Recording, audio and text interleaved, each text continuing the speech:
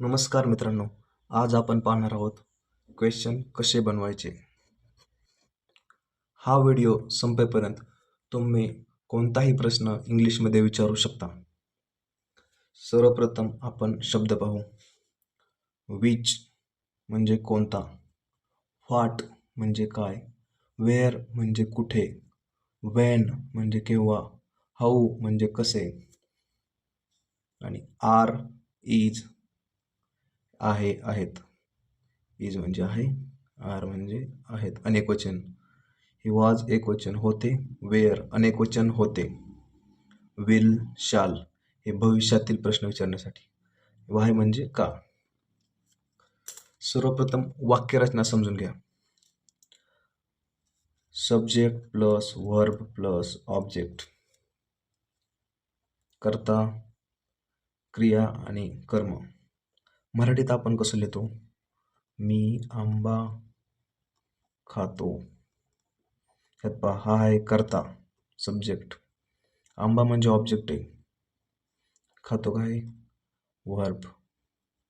इंग्लिशच्या रचनेमध्ये वर्ब मध्ये येतं, हे लक्षात ठेवा. इंग्लिशमध्ये हेच तुम्ही कसं लिहिता? आय, एस व्ही ओ हे लक्षात ठेवा कधी पण.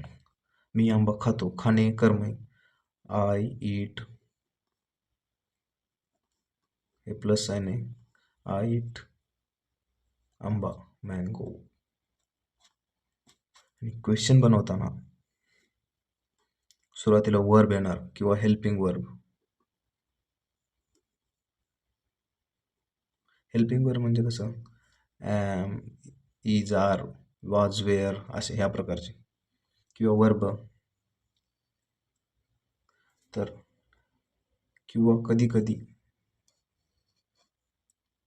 डब्ल्यू एच टाईप क्वेश्चनमध्ये एच म्हणजे विच आणि डब्ल्यू आणि एच पासून सुरू होणारे प्रश्न, त्यामध्ये हे आणि हे येतात.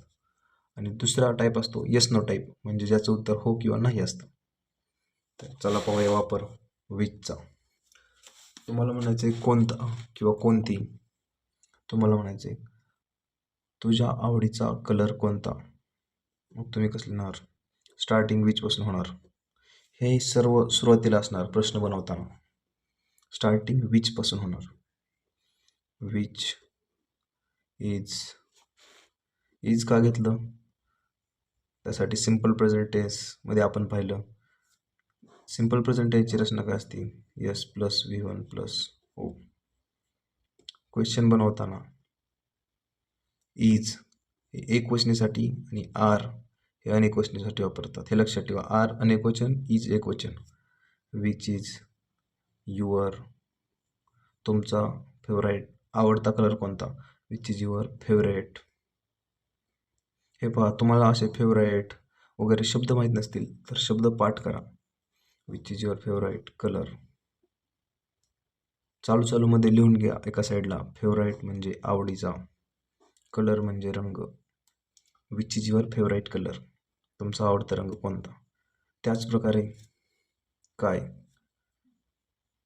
तुम्हाला काय आवडतं असं म्हणवायचं तुम्हाला. काय म्हणलं की व्हॉट डू यू लाईक. हे पहा, काही वाक्यामध्ये वर्ब नंतर आला, कारण डब्ल्यू एस टाईप क्वेश्चनमध्ये असं येऊ शकतं की डब्ल्यू आणि याची एक वर्ड झाला हा, यानंतर इज म्हणजेच हेल्पिंग वर्ब किंवा डू वर्ब येऊ शकतात. व्हॉट डू यू लाईक, तुला काय आवडतं.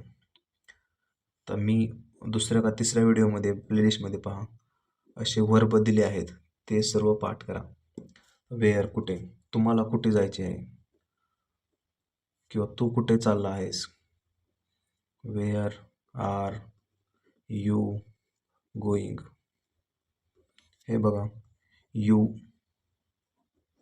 हे एकवचनीसाठी वापरतात, अनेकवचनीसाठी वापरतात, तू आणि तुम्ही.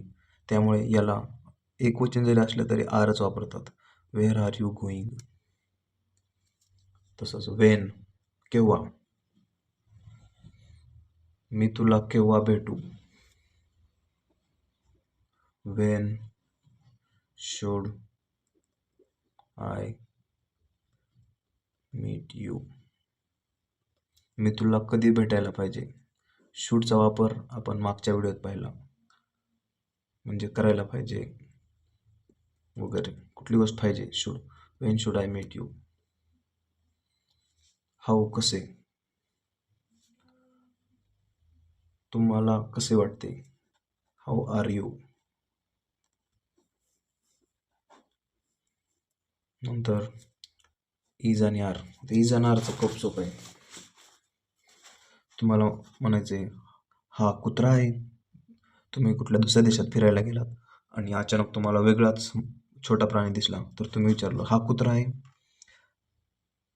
असं प्रश्नचिन्ह विचारलं तर इज ही डॉग. तर याच्यात आपण जर तुम्ही सांगितलं हा तो कुत्रा आहे, yes he is a dog. हे पहा, एक असलं ना वापरतात. वन लिहायची गरज नाही, लिहिलं ते एकवचनी असतं. यस हा कुत्रा आहे. प्रश्न बनवताना फक्त हे इथं घ्यायचं आहे, वर पाहू शकतो. तर भूतकाळात प्रश्न विचारायचा तुम्हाला की शिवाजी महाराज कोण होते. उदाहरणार्थ प्रश्न विचारायचा आहे. कसं विचारणार तुम्ही. हू, कोणचं, हू वापरलं आपण. वॉज. अजून भूतकाळातलं विचारायचं आहे. वॉज.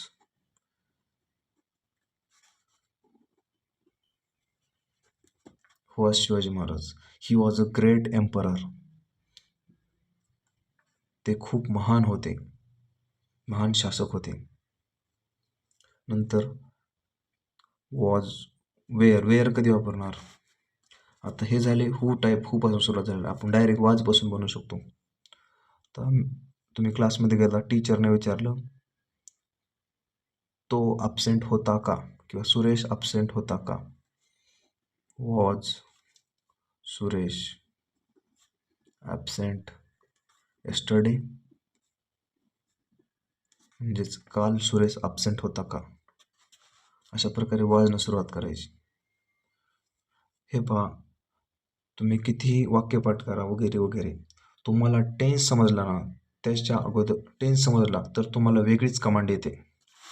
त्यामुळे कन्सेप्च्युअली हळूहळू वेळ लागेल. शब्द पाठ करा, वर्ब्स पाठ करा, वाक्यरचना समजून घ्या, टेन्स समजून घ्या.